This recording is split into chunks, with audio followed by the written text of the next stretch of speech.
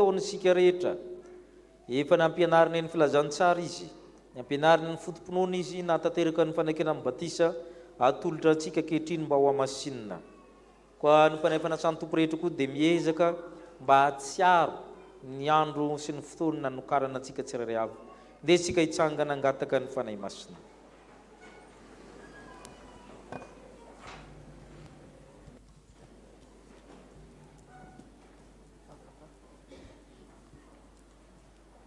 Ivavaka isika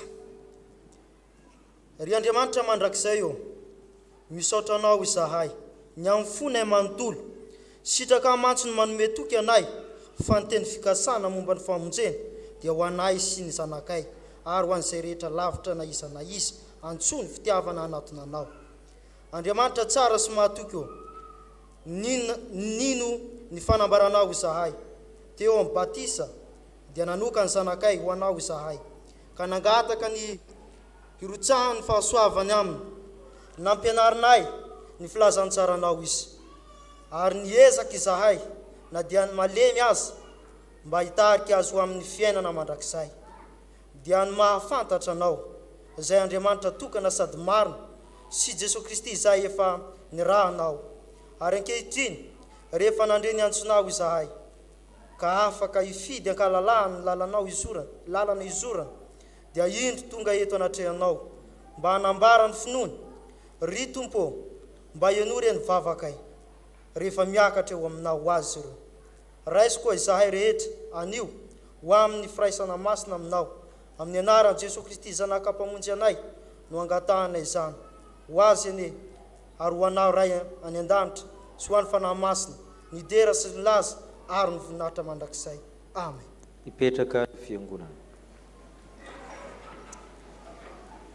alo mitodika aty ianao enontsika ny teny fanorenana zao fanokanana izao ho ny tompo izaho ny mpiandry tsara ny mpiandry tsara manolotra ny ainy amonjy ondro raha misy olona ta hanaraka aoko izy andaminy tenany hitondrany azy fijaliany ka hanaraka fa na izy na izy ny tamonjy ainy dia avery azy ary na izy na izy navery ny ainy noho ny amiko dia azo izany fa inona moa ny soa azon'ny olona raha mahazo zao tontolo izao kanefa very ny ainy inona nomeny olona ho takalo ny ainy fa na izy no nanao sitrapony raiko izay nan-danitra dia izy ny raha lahako anabaviko ary reniko raha mizamy nazovonazovona naika anatreny olona ekeko izy anatreny raiko izay nan-danitra fa nazovonazovona andany anatreny olona ho laviko sy izy eo anatreny raiko izay anan-danitra noho izany ry havana dia mangataka anao mitodika any amin'ny fiangonana anambara ny anaranao sady amaky amin'ny mpahabe maso ny fanekenao.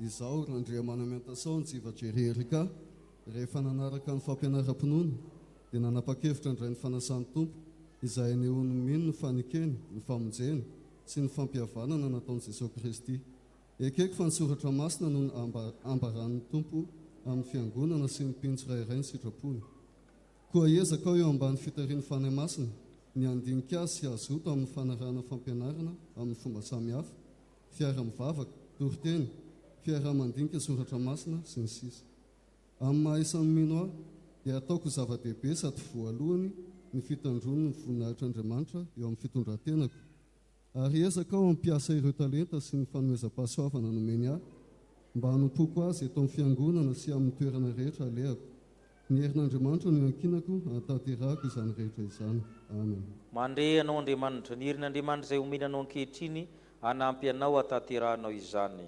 Amen.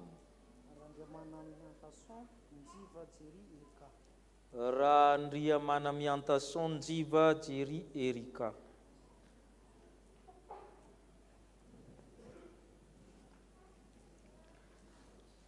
Noho izany fanekena ataonay teo izany dia amin'ny anaran'ny Ray sy ny Zanaka ary ny Fanahy Masina dia manokana anao izay manamasina anao izay ka mandray no isan'ny modentenan'i Kristy asainay ianao andray anjara miaraka aminay ankehitriny amin'ny fanasan'ny tompo ary Andriamanitra iray tsy tojo efa niantsona ala tamin'ny maizina ho amin'ny fahazavany mahagagany no hatanteraka sy ampiora ampitoetranao ho azy ny fanjakana mandrakizay ho aminao ny fanantenana mahiresy sy mahatanja fa ny tompo momba anao.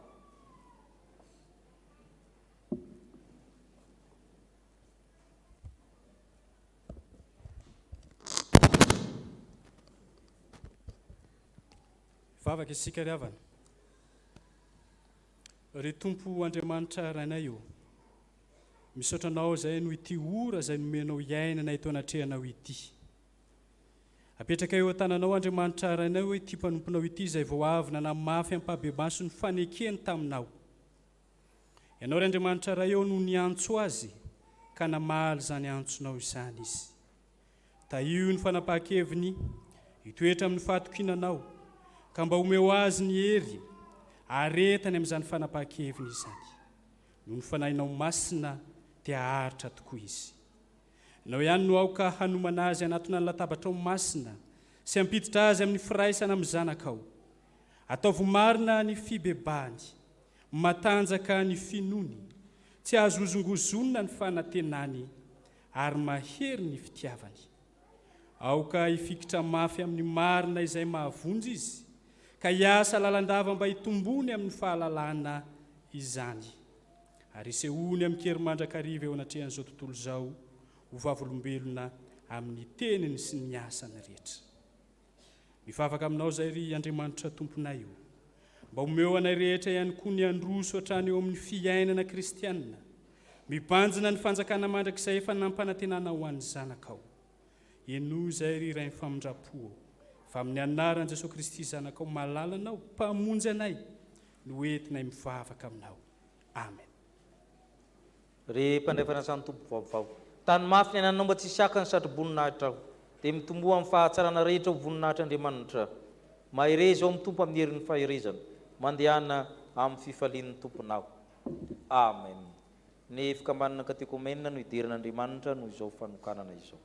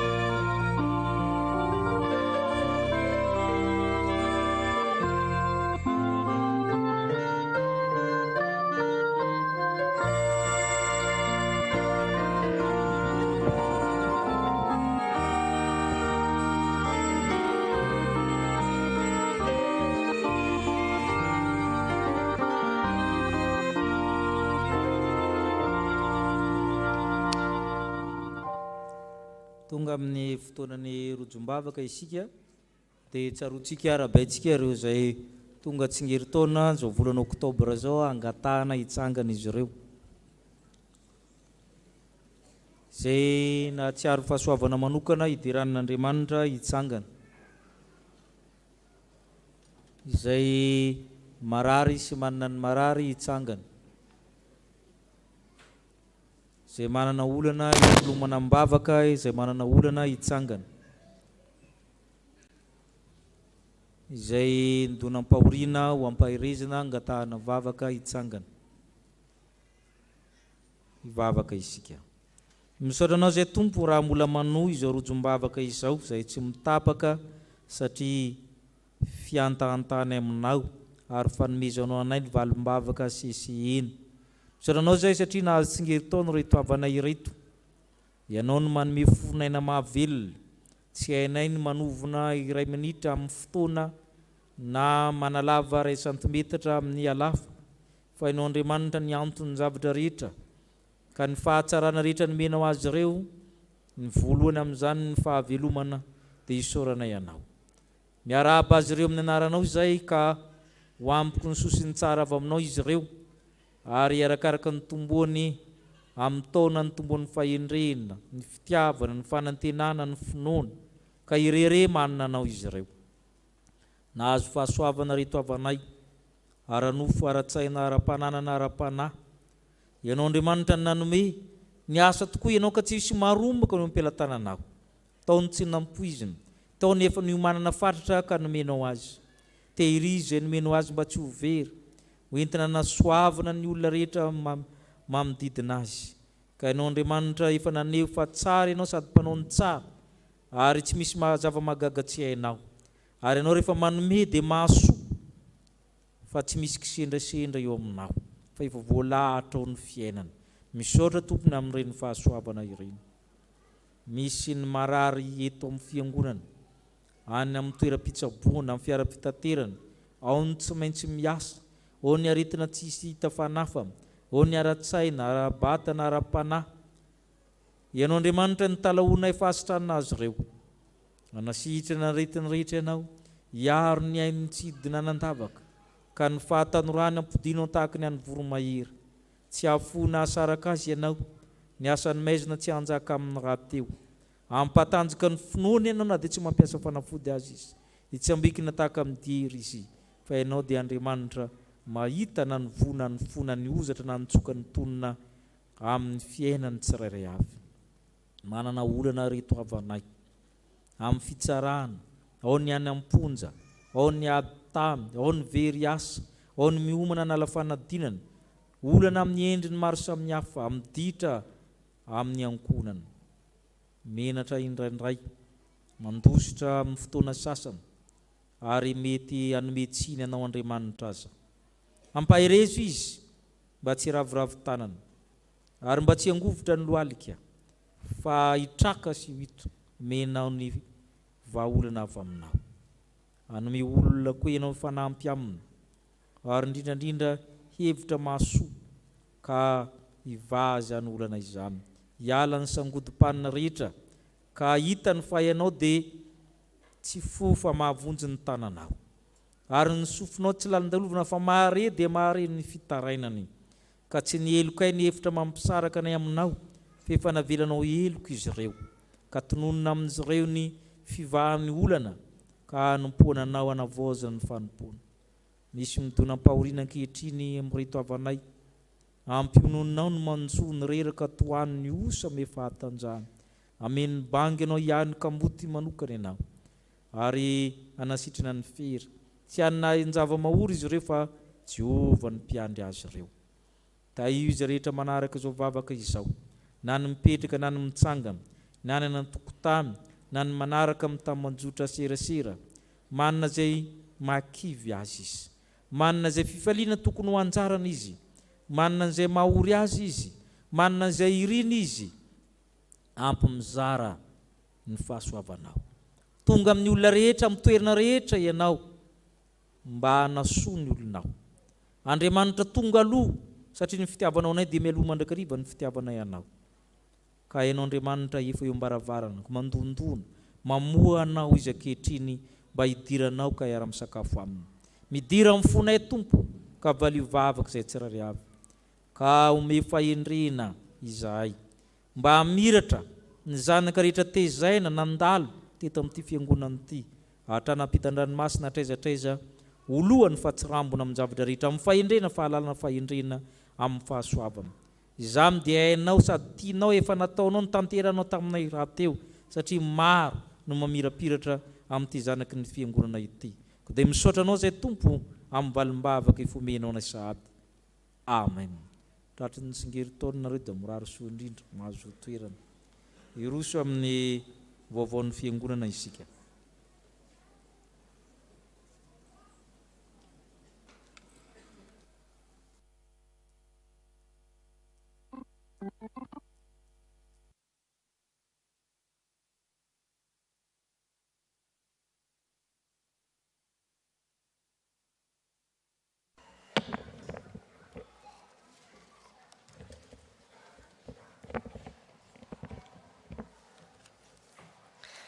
Dia ho ampitombona aminareo rehetra ny ry-havana, ny fahasoavana sy ny fiadanana avy amin'Andriamanitra iray antsika sy Jesosy Kristy Tompo. Amen. Toy izao indray ny vaovao iray izao marain'izao avy amin'ny tandrina sy ny biraon'ny fiangonana. Araka ny toroaten'ny fiangonana dia anatanteraka fanaterana fanampiana ho an'ny orphelinat Antafika sy ny Zandary ny biraon'ny fiangonana Sabotsy 8 Oktobra ho avy izao.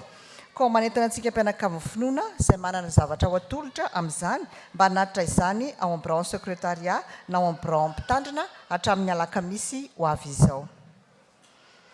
Ny fiofanan'ny diakonina sy loholona izay iraisan'ny chapelle militaire rehetra dia ho tanterahana ny Sabotsy 15 Oktobra ho avy izao any Manjakandriana. Ny farafisoratana anakana mahakasika izany dia Alahady ho avy izao. Ampatsahivana ihany koa ny sampana rehetra fa ny Alahady 3 Oktobra no farafanolorana ny 3T 2023 any amin'ny biraon'ny fiangonana. Entanina isika rehetra hanaja izany fetim-potoana izany. Andray fitenenana ny sampana sekoly Alahady ao aorian'izao filazam-baovao izao. Avy amin'ny fikambanana katekômena anatanteraka fivoriam-be na assemblée générale ny fikambanana katekômena amin'ny Alahady 9 Oktobra ho avy izao. Izany dia manomboka amin'ny fitora sasa-maraina ao amin'ny sous-sol ihany. Koa antsoina isika mpikambana rehetra ho tonga amin'izany ny birao sy ny vaomera, ianareo mpianatra Zoma sy Alahady, ianareo mpandray fanasan'ny Tompo andiany iraka rehetra, ary ianareo izay maniry ny hanao biraon'ny fikambanana amin'ny taona 2024.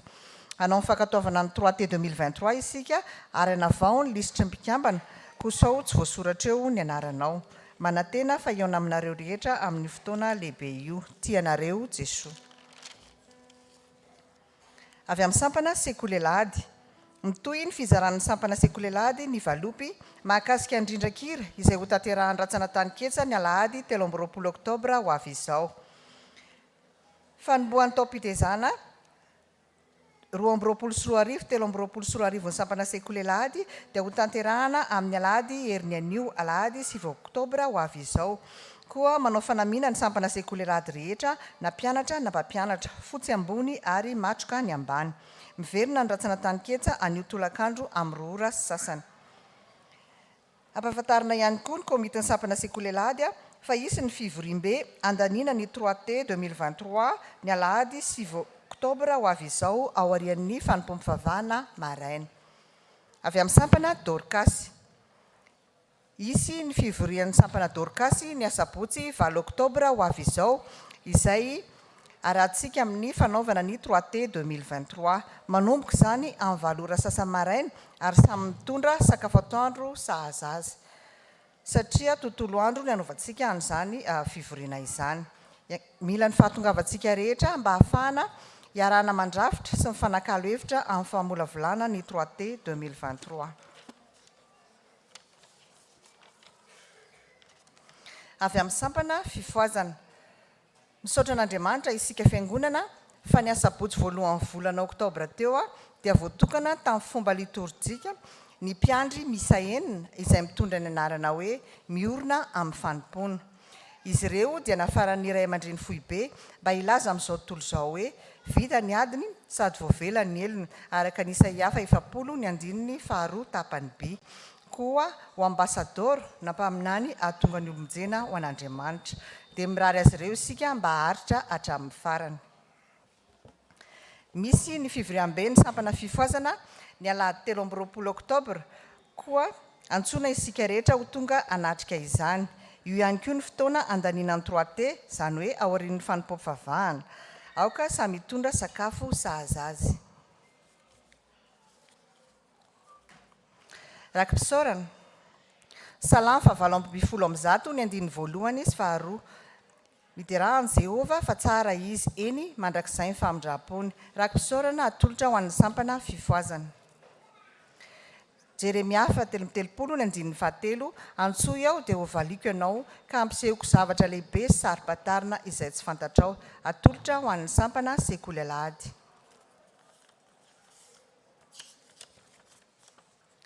Rakim-pisaorana. Fa ny fahasoavan'Andriamanitra nahatoy izao anay noho ny fahafahany zanakay 3 amin'ny rahalahy fanadinana ary ny nahatotosa soamatsara ny fanohizany iray amin'izy ireo fianarana any ivelany. Atolotra ho an'ny mpitandrina Rakotomanga Mikaela ny fikambanana katekomena ary ny sampana sekoly alahady. Ny voninahitra ho an'Andriamanitra irery ihany.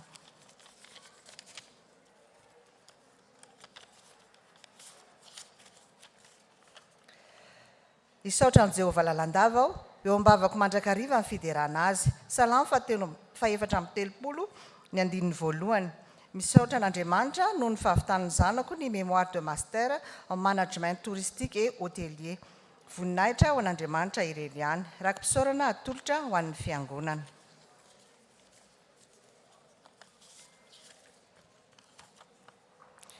Rakim-pisaorana ohabolana 7:20 ny andininy 20 izay olona matoky tokoa dia ho be fitahiana. Amen. Noho ny fahasoavan'ny tompo dia afaly misaotra azy zahay ka manolotra rakim-pisaorana ho an'ny mpitandrina 3 amin'ny rahalahy sy ireo sahiran'ny fiangonana.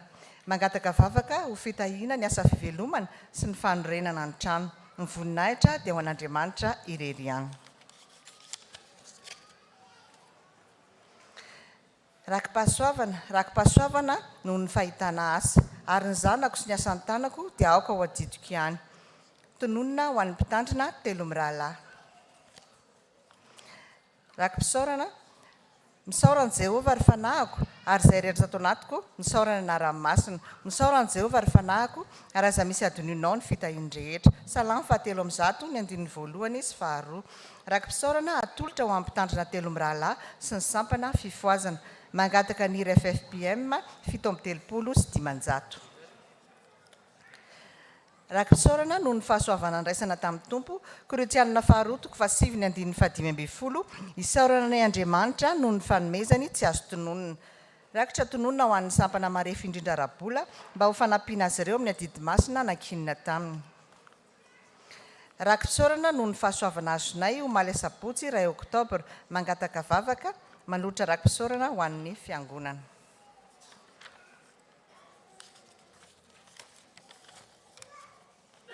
Filazana manjo. Amin'ny finoana sy fanantenana ny fitsanganan'ny tena maty no ampandrenesanay ianareo fa ny ava malalanay Tristany Noely Abel dia natsony ray ody any aminy ny 3 Septambra rehefa nivahiny 17 taona teto an-tany. Hoy ny vadiny Razanabelonoro Bernardine Giselle, ny zanany ny zafiny ny raitapo aminy famille Tristany Pascal Léonard avy ao amin'ny sampana fifoazana. Ny raitapo amin'ny vadiny fianakaviana manontolo, ny fokotany Ampandrana Tsinanana, ny fokotany Manaritsona Mehana, ny fiangonana EM Cathédrale Saint-Laurent Ambohimanoro. Ny razana dia hiala eny Betizaraina ny 3 Oktobra amin'ny 7 ora maraina ary hoentina hanomezam-boninahitra an'Andriamanitra ao amin'ny fiangonana EM Cathédrale Saint-Laurent Ambohimanoro amin'ny 10 ora sasany ary apetraka eny Manaritsona Mehana. Dia ny ony mahitsy ka jereo marina fa misy farany ho an'ny olona tsy fihavanana. Salamy 7:30 ny andininy 7:30. Amin'ny finoana sy ny fanantenana amin'ny fitsanganan'ny tena maty ny ilazanay aminareo fa ny ava malalanay Ravelo ary manana Florine dia natsony ray ody any aminy rehefa nivahiny 13 taona teto an-tany. Hoy ny vadiny Ratsiriny Aina Raymond ny zanany ratsiry ny aina no menjanahary ny sy ratsiry ny aina no menjanahary any. Raitapo aminy, raitapo amin'ny reniny, ny havana iray manontolo, ny fokotany Ambotrakely, fiangonana chapelle militaire à Paibe. Nofiny dia hiala ao amin'ny lot 2166 Ambotrakely ary atao veloma farany ao amin'ny chapelle militaire Paibe ny alatsinainy 3 oktobra 2024 amin'ny 7 ora maraina alohan'ny ametrahana azy eny Ambohitsimena Anjozorobe. Tsy toy ny efa nahazo sahady aho na efa nahatateraka sahady fa miezaka aho hiazona izay niazonan'i Kristy Jesoa. Filipianina 4:7 ny 2:12. Noho izany ravana dia ho tanterahana anio hariva amin'ny 4 olatolakandro eto amin'ny fiangonana ny fotoanantsika ny famangin'ny fiangonana. Dia toy izay indray vaovao iray androany ny voninahitra ho an'Andriamanitra ireriana.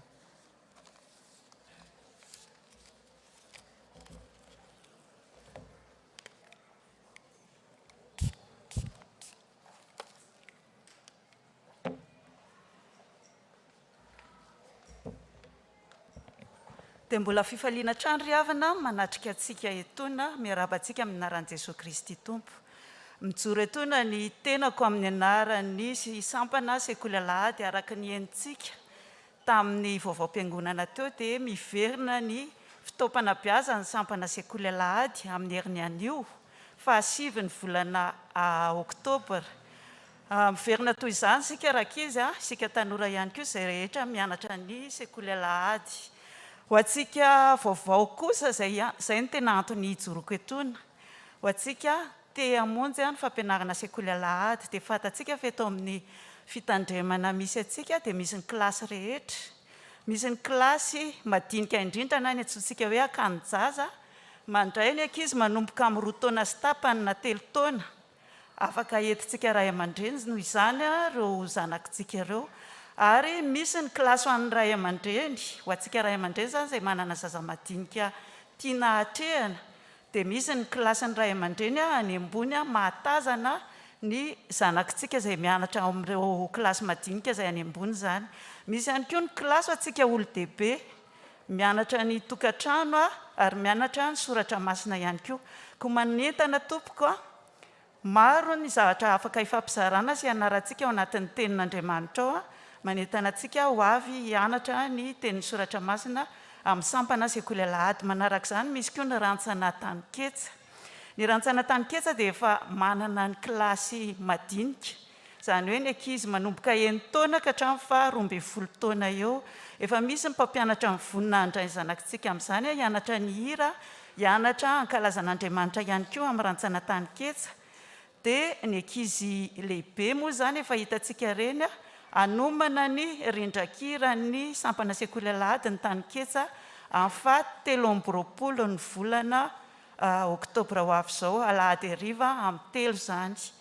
Izay no anton'ilay vaovao-piangonana teo natao hoe misy ny valopy izay zaraina amintsika. Tsy misy zany ny vidim-pidirana fa valopy no tatazana amin'io andro io.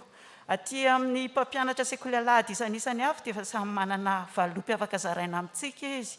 Raha misy ny tsy fahafahantsika dia afaka omena an'ireny mpampianatra ireny ny valopy amin'izay andro izay.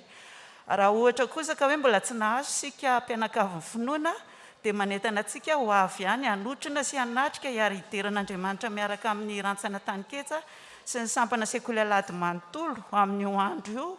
Fa mbola misy ny valopy afaka atolotra ho antsika amin'izay fotoana izay. Dia ny manaraka manentana ihany koa izay tompoko andraisantsika anjara izay mandray ny izay nahazo ny antso rehetra amin'ny fampianarana sekoly alahady. Manentana antsika tanora fa manentana isika lehilahy indrindra satria tena ilaina koa ny lehilahy ao anatin'ny fampianarana ny sekoly alahady. Dia mba hifandandanja zany ny isan'ny lahy sy ny vavy. Fa mahazatra antsika moa hoe ny renim-pianakaviana mampianatra sekoly alahady fa tena hita fa tena mavesa-danja amin'ireo mpianatra, amin'ireo tanora indrindra ny toerana misy ny raim-pianakaviana na isika lehilahy tanora mitondra n'izay tenin'Andriamanitra izay ao anatin'ny fampianarana. Ny farany fa tsy ny kely indrindra tompoko dia misy ny fanatanterahana ny tetiandro sy ny tetiasa izay ho tanterahany sampana sekoly alahady amin'ny heriny ihany io ao ariana ny fitoam-pivavahana efa nambara tamintsika teo ihany. Dia anetanana antsika ray aman-dreny satria isika ray aman-dreny ny sampana sekoly alahady dia isan'ny komity. Anetanana antsika indrindraindrindra ifanotrana aminay izay tompona andraikitra ao amin'ny sampana sekoly alahady ary hiaraka amin'ireo mpampianatra tsika ireo. Ny mpianatra olo-dehibe ihany koa dia entanina ary ianareo tanora ihany koa dia afaka manotrana sy manatrika ny fanatanterantsika ny fikarakarana sy ny fandiniana ny troateny sampana sekoly alahady. Dia mivoninahitra ho an'Andriamanitra irery ihany. Sotra tompoko. Fifaliana ho antsika ny miarahaba ireto na vita fanamasinana fanambadiana raha ao zareo dia hitsangana. Marcel Grégory sy raha arina valina ampionina Lantsoa. Aza na ao zareo na efa lasa. Ireto avatsika reto entina mbavaka ao masinina fanambadiana Andria Malala miaro sy raha faratsafidy Antania mampisento. Volana ambany vohatra. Ny foibe fitsikema dia manatanteraka ny azakazaka masina hitoro filazantsara ka manaza antsika zany amin'ny andian'ny iofana misionera andian'ny fahatelo efa misokatra amin'ny fisaratana anarana hatramin'ny 7 oktobra ary amin'ny efitsikema katedralin'Analakely zany fisaratana anarana sary tapaka 2 vola ray alina ariary ho anao izay tetoro filazantsara amin'ny ankizy amin'ny tanora ary fitirana filazantsara mandeha miala ny renivohitra. Misy safidy maromaro zany izy io. Dia amin'ny 7 oktobra koa misy famoahana reo andiany efa navita teo aloha. Dia asaintsika zany anatanteraka ny asa misionera. Ny fady 20 taona ny sadapartany arivo avaradrano dia ho tanterahana eny Antsonjombe ny Ivona amin'ny 7 ora ny fotoana zany. Amin'ny 9 dia efa misokatra ny vavahady. Misy any t-shirt zany 2 alina ariary anaovana rehefa mankamy ka zay tsy mahitany amin'ny foibe sadapartamy dia afaka manatona ny Tatiany Malala sy Laetisia mba mitsangana nareo. Reo zany ny mitarika ny solitenantsifo ny atsika any Antsonjombe amin'ny 13 ny volana. Reo koa ny mikarakara ny t-shirt zany ho antsika izay vidy an'izay t-shirt zay zany. Dia amin'izareo zany ny momba ny ransaigny maro rehetra momba izany ao amin'izareo ao. Misy ireo mpiandro vao nitokarana araka ny voalaza teo angatahany zareo hiakatra tian'lohana zany hoentina mbavaka ho hitan'ny fiangonana. Ao zany mavitribitrika ianareo mpiandry.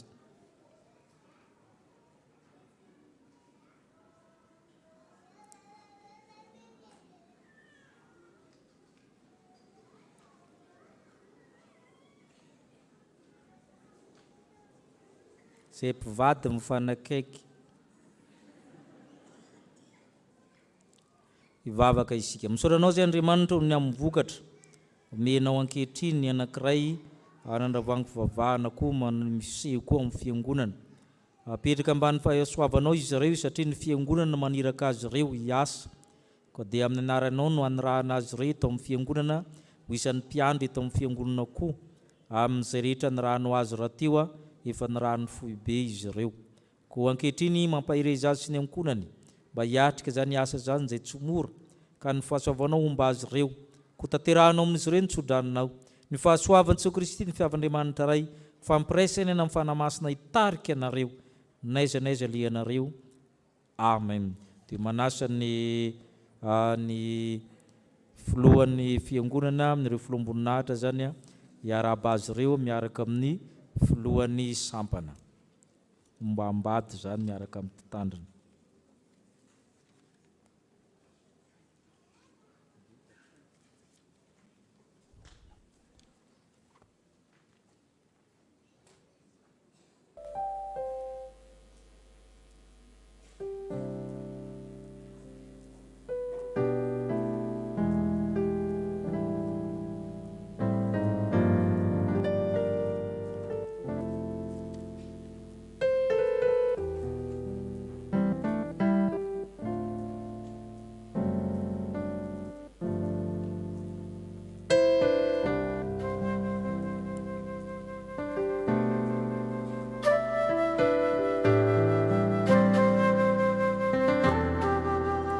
Mampan'le misionera teo dia efa manantsika ireo zokontsika tato amin'ny chapelle nao misionera ndininy voalohany faharoa efa nisy tonga hatrany amin'ny dahalo tamin'ny tetontsika indray tsy tara zany raha voarazavatra mahasoa efa nisy nanao ireo zokonareo ireo atany atsimotsimo tany.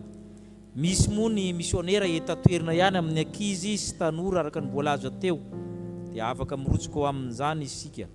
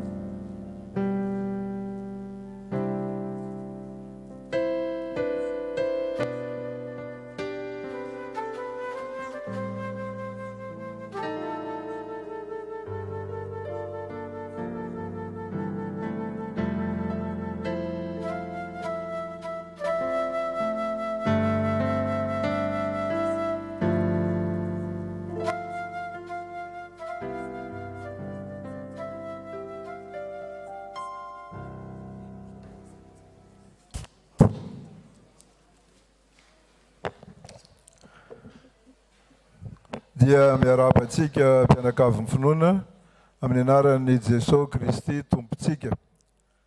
Mijoro manoloana antsika eto ny tenako amin'ny mampolohan'ny biron'ny fiangonana.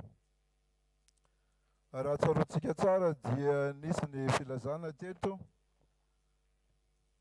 ny amin'ny fahasoavana amin'ny fiangonantsika dia ny nazahoan'ny Ray aman-dreny mpitandrina nanao ny soutenance ny thèse de doctorat tamin'ny talata 17 ny volana septambra lasa teo.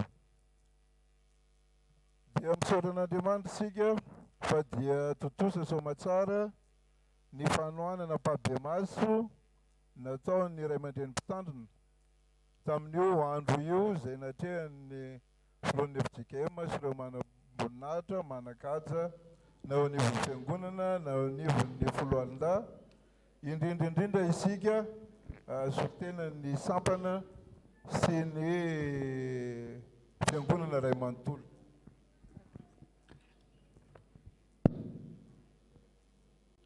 Dia rehefa natao ny fanohanana mpabe-maso dia ny fanapahan-kevitra n'ireo mpitsara dia niekena ny fanohanan'ny pasteur Kodjafy Mikael an'izay teziny izay ary nanomezan'ireo azy ireo ny mention très honorable tamin'ny fanohanana.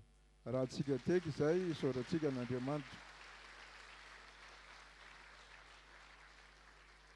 Noho izany indrindra pasteur dia enikady enim-boninahitra ny fiangonana chapelle militaire eto Ampaibe noho ny fikarohana izay nataonao ka dia manasa anareo mivady mba hijoro eto anoloana mba hiarabanareo ny fiangonana.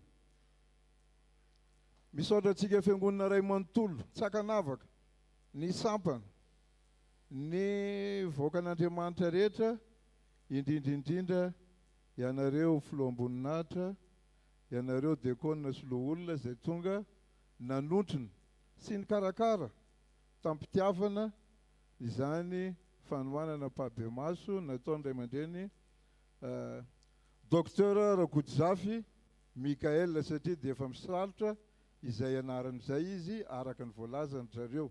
Tsy dokotera mpitsabo akory izy io fa dokotera hoy ny araka an'izay laharam-boninahitra nomeny zareo jury izay. Koa dia misaoran'Andriamanitra izay pasteur ary miaraba anareo ny fiangonana Ray Manontolo tamin'ny nazahoanareo an'izay mari-pahaizana docteur amin'ny Bible moa sa inona ny filaza azy fa dia araka ny lazaiko teto moa dia ohatrany teny sinoa ihany ilay izy fa rehefa nazavain'ny pasteur atao ilay izy misy ihany ny azoazo izy moa mety mbola afaka anome fanazavana bebe koa hoe ohatrohatry nahoana ny teo amin'ny fanohanana azy teo sy ny fandraisana ny vokatra. Noho izany dia amin'ny anaran'ny fiangonana Ray Manontolo koa no anoloran'ny fiangonana ny tsodrano ho anareo mianakavy kely noho izay fahasoavana lehibe azo izay. Andriamanitra manankaream-pahasoavana ne hitahy anareo hatrany ary hanambina anareo amin'ny fitarianany fiangonana indrindra tao aorianan'izay fikaroana lalina nataonareo izay. Dia mirary soa anareo voninahitra ho an'Andriamanitra irery ihany.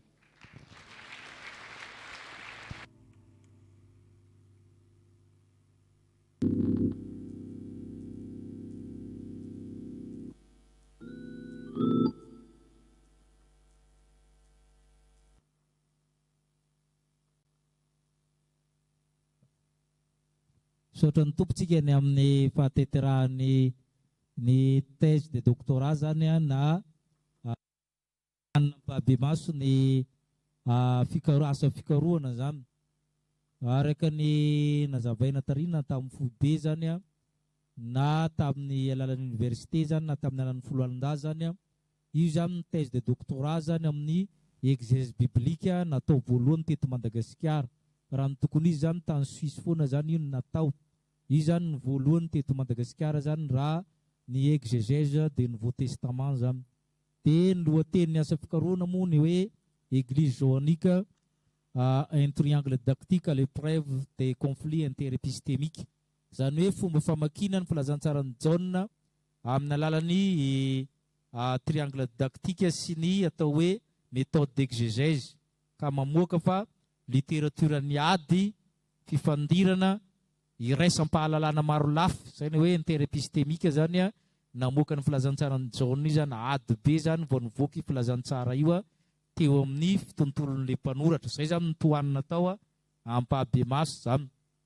Ny fiantraikan'izay zany satria hay baiboly io natao hoe docteur en théologie zany natao hoe docteur de l'église zany izy ny tompon'ny teny farany amin'ny fanazavana ny soratra masina. Manoloana ny foibe zany manoloana ny fiangonana manoloana ny firenena.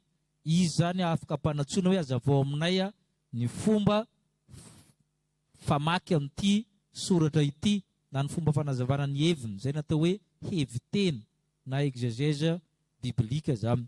Izy zany no manao an'io ary zay zany efa nisantotra an'io tsika tamin'ny synode lehibe. Ny synode lehibe zany dia ny mpitandrina antsika namela belatra io loha hevitry ny FJKM io morina tsara aza miovy io zay vao nampiary ny foibe ka dia mitombo zany ny andraikitra terak'izay fa ianao zany natao hoe docteur de l'église dia ianao zany manana andraikitra nazava rehefa misy ny olana na zavatra tsy mazava ao anatrehan'ny fiangonana zany. Zay ny fiantraikany zany ankoatra ny asa fampianarana mazava ho azy tsy maintsy mampianatra tsy maintsy mikaroka izany. Ary zay zany nio indraindray zany reny docteur reny tsy avelan'ny foibe mitondra fiangonana indraindray satria ny antony roa so dia tsy mahavita mikaroka izy ny antony faharoa so dia manidina loatra ka tsy azony olona le teneniny. Hatramin'izao aloha mbola mandihy tany ihany aloha izay fa dia misaotra antsika rehetra zany ny fahatanteran'izany rehetra zany. Zao dia hitondra mbavaka antsika rehetra zany ramatoa dia averina amin'ny filohan'ny fitenenana. Mangataka antsika rehetra hitsangana tompoko.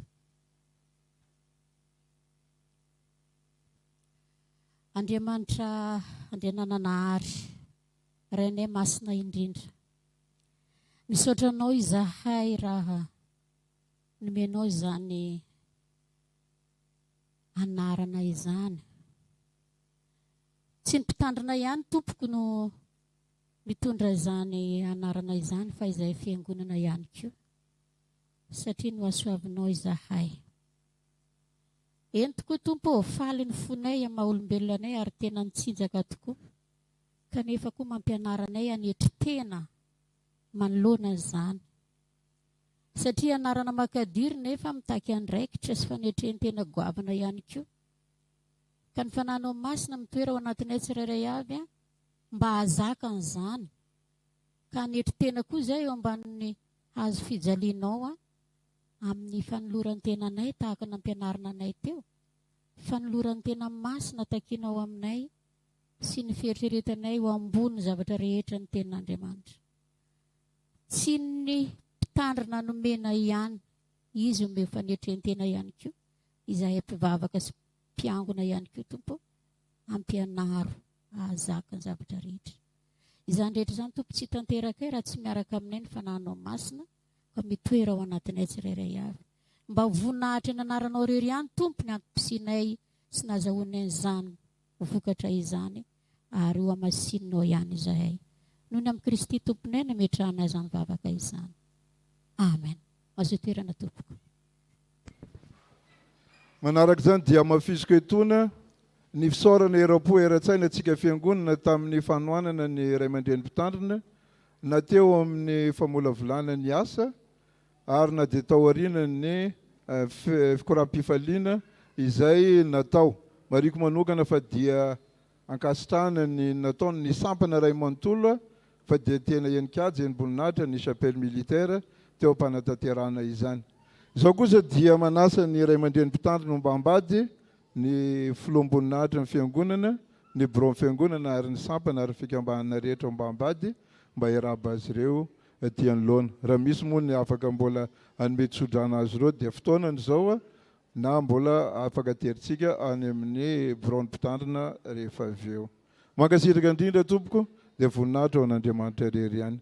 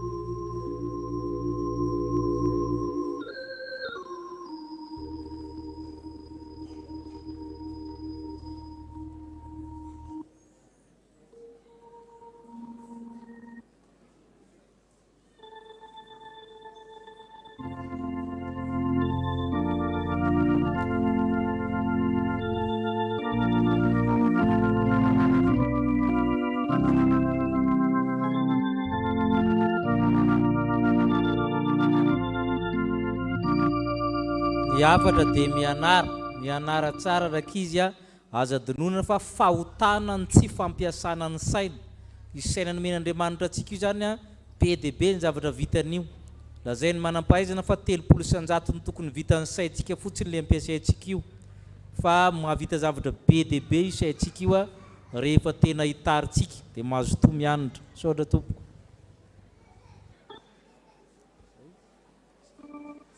Iroso amin'ny rakitra isika, io ny tokopira, io ny dekona andamina antsika amin'izany.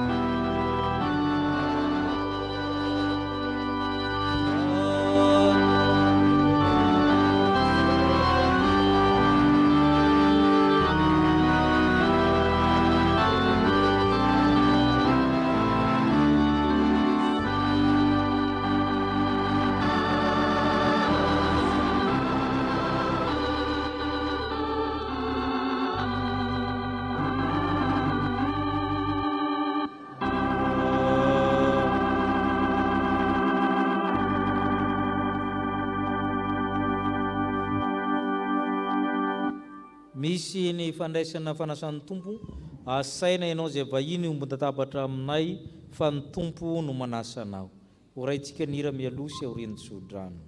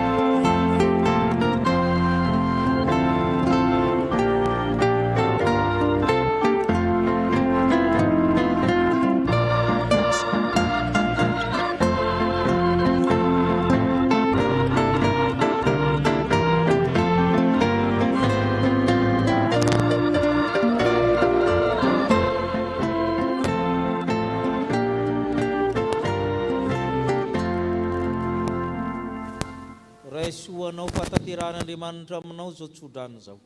Ary Andriamanitra fanantenana ny aminana ny fifaliana sy ny fiadanana rehetra amin'ny finoanareo, itomboanareo amin'ny fanantenana no ny herin'ny fanamasina. Ka hotahiana raha mandeha, hotahiana raha mitoetra, hotahiana raha miditra, hotahiana raha mivoaka amin'ny tokantranonareo. Ka ny fahasoavan'i Jesosy Kristy, ny fitiavan'Andriamanitra Ray, fampiraisana amin'ny fanamasina hitantana ny dinareo, naiza naiza lehanareo. Amen.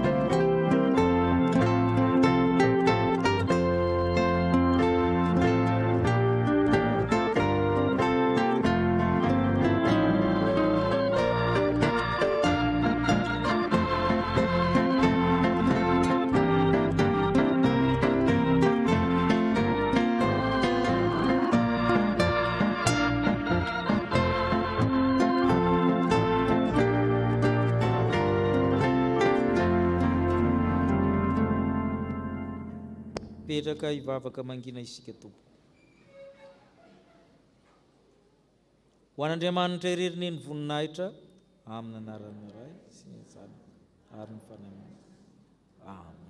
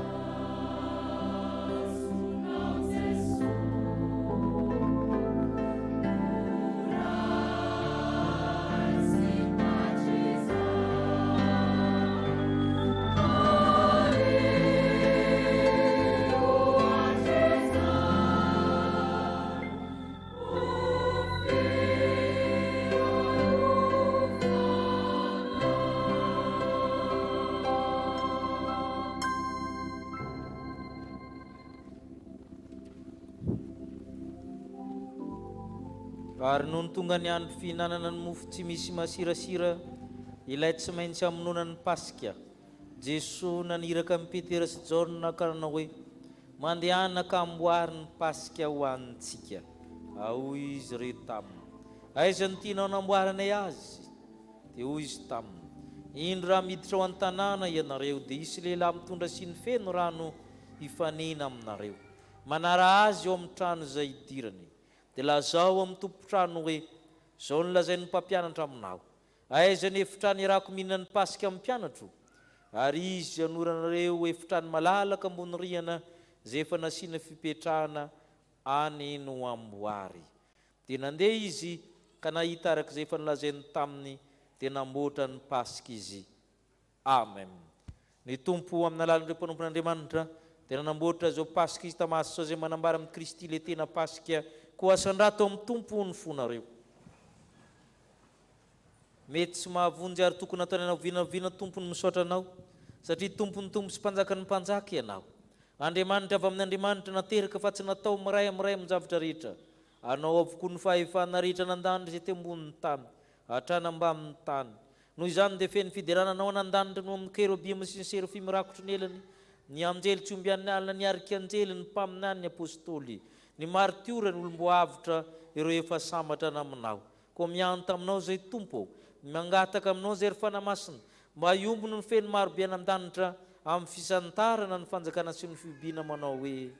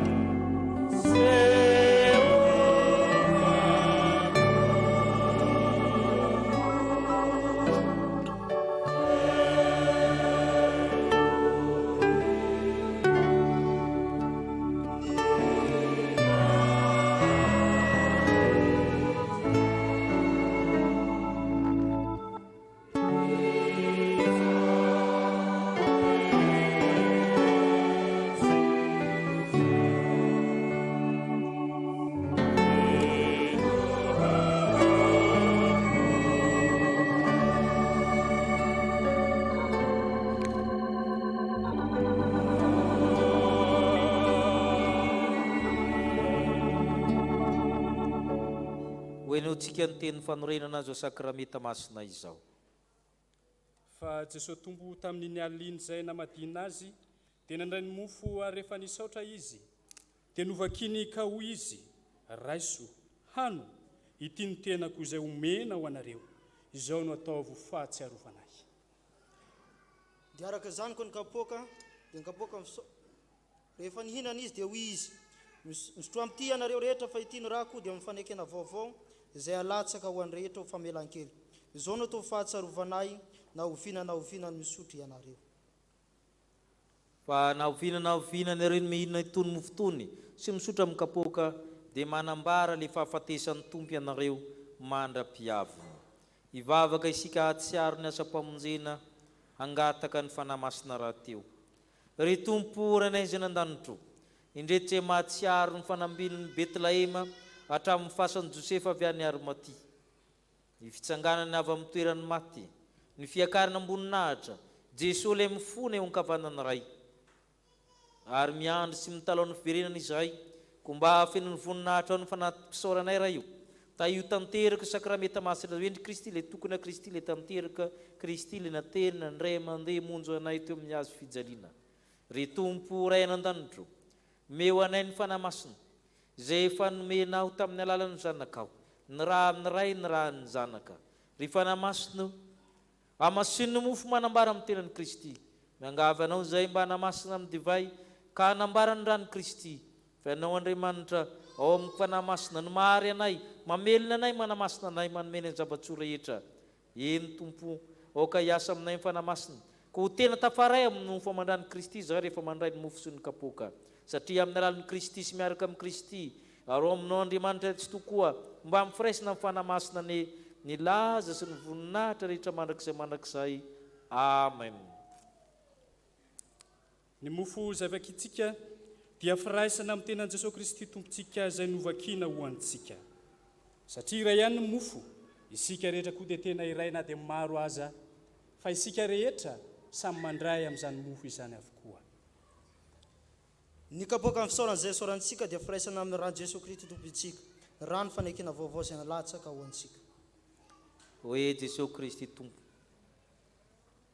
andeha anatonay fahataoko mpanarato olona ianareo, andeha fefivoatra avokoa zao ny zavatra rehetra. Amen. Ipetraka isika mpizarana ny kapoaka amin'ny laharan-kira voalahatra.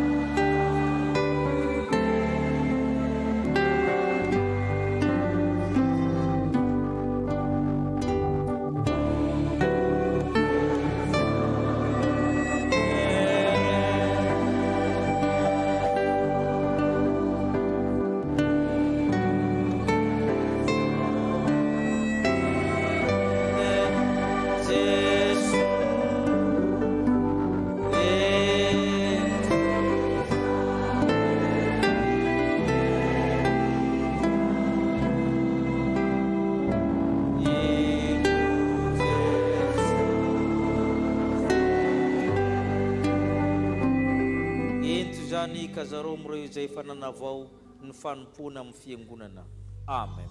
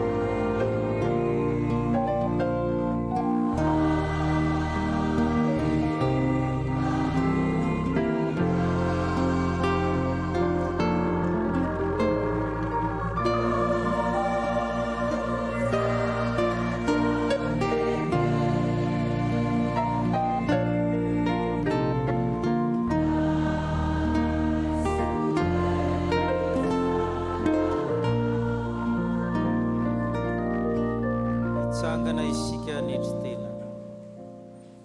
Oka isika mipo amin'ny fanetry-tena manao hoe tompo. Tsy mendrika atao hoe zanakao. Tompo, tsy mendrika hidirana ombany tafitrano. Tompo, tsy mendrika hitsipona za sombotsombony latsaka avy amin'ny latabatra ao akory aho. Kanefa ho ianao hoe izay manatonay tsy mba ho laviko mihitsy. Amen.